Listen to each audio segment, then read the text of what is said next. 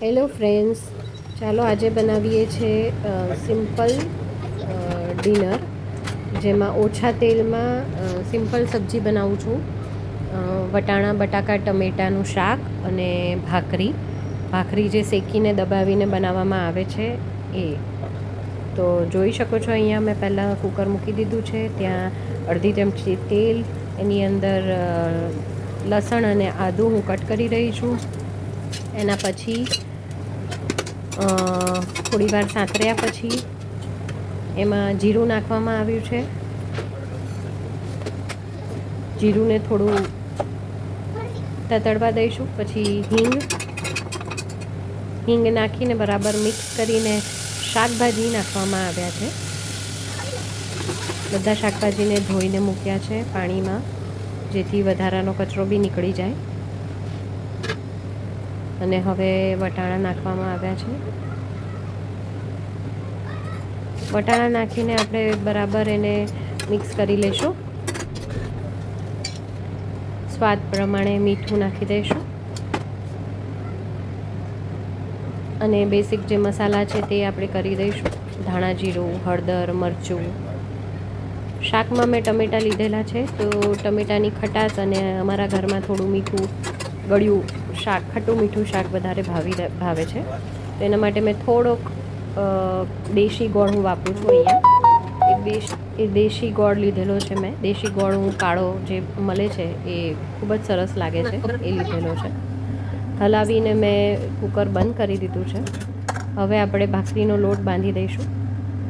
ભાખરીના લોટને પહેલાં આપણે ચાળીને સરખો કરીને સાફ કરી લઈશું અને એની અંદર મીઠું અને તેલ નાખી દઈશું. નાખીને બહુ ઢીલો બી નહીં ને બહુ કડક બી નહીં, એવો કણક બાંધી લઈશું.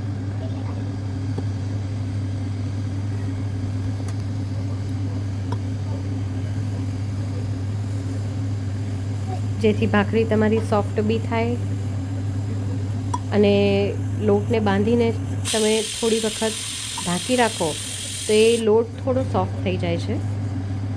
એટલે ભાખરીનો જો લોટ બાંધતા હો તો થોડોક હું પ્રિફર કરું છું કે કડક બાંધી લઈએ. તો તમે ઢાંકો ને પછી એ એકદમ મુલાયમ જેવો થોડો લાગવા જ લાગે છે. એટલે ભાખરીનો લોટ હું થોડોક કડક બાંધું છું, જેથી કરીને તમારી ભાખરી ટેસ્ટી બને છે, થોડી ક્રિસ્પી જેવી. શેકીને ખાઓ છો તમે ત્યારે.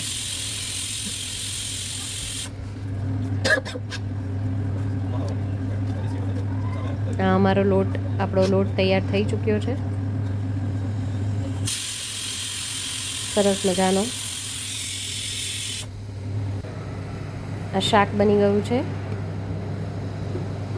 પાણી જોઈતું પ્રમાણમાં નાખ્યું હતું, બહુ લિક્વિડ નહોતું કરવું, એટલે એ પ્રમાણે નાખ્યું હતું. તો જો સરસ શાક દેખાય છે.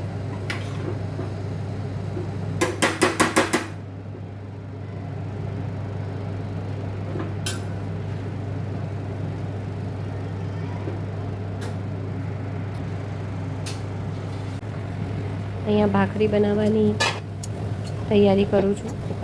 ભાખરી બનાવતા પહેલાં જે ઢાંકેલું વાસણ હતું એ કાઢી લઈશું અને કણકને થોડો મસળી લઈશું. નાના લુવા કરીને નાની ભાખરી બનાવી દઈશું. હું અટામણ માટે ચોખાનો લોટ વાપરું છું. તમે લોકો કયો લોટ વાપરો છો પ્લીઝ કમેન્ટમાં જણાવજો. ભાખરી આપણી તૈયાર થઈ રહી છે. અમે શેકીને ભાખરી ખાઈએ છીએ. શેકેલી ભાખરી સારી લાગે છે શાક ભાખરી જોડે.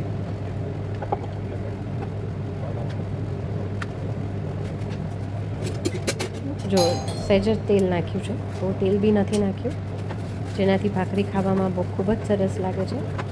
એકદમ શેકાઈ જાય છે વ્યવસ્થિત.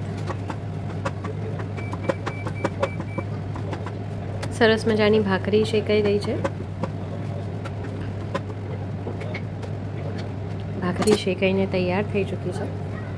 આવી જ રીતે બીજી બધી જ ભાખરી વણીને શેકીને રેડી કરી લઈશું.